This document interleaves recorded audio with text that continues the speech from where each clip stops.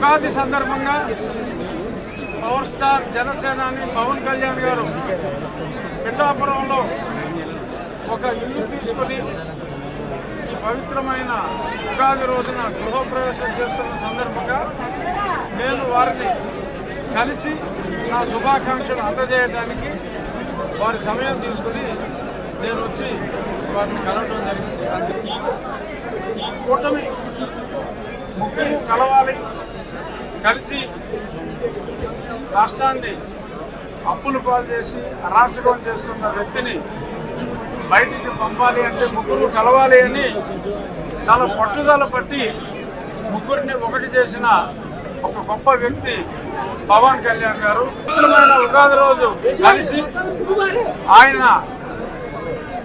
జనసేన సహకారంతో రాబోయే రోజుల్లో మనకున్న ఈ రాష్ట్రానికి పట్టిన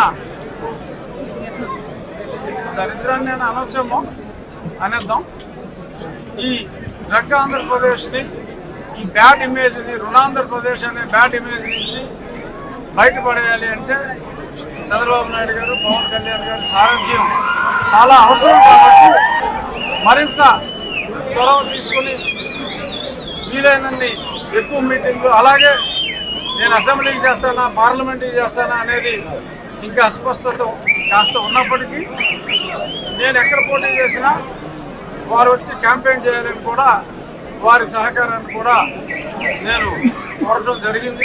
పవన్ కళ్యాణ్ గారికి నాకు చాలా సన్నిహిత స్నేహం ఉంది, వాళ్ళ అన్నగారితో ఇంకా ఎక్కువ స్నేహం ఉంది. చిరంజీవి గారు నేను మంచి స్నేహితులు. అదే స్నేహభావంతో ఆయన తప్పకుండా ఈ విజయానికి అండగా ఉంటారని చెప్పి నాకు అష్యూరెన్స్ ఇవ్వడం జరిగింది. జై జనసేన, జై తెలుగుదేశం. 48 గంటలు వెయిట్ చేసాం, ఇన్నాళ్ళు వెయిట్ చేసాం. 48 గంటలు వెయిట్ చేయండి. నాకు ఇప్పుడు తెలుగుదేశం ఇంతమంది జన సైనికులు ఉన్నారు, నాకు ఇంకేంటి భయం?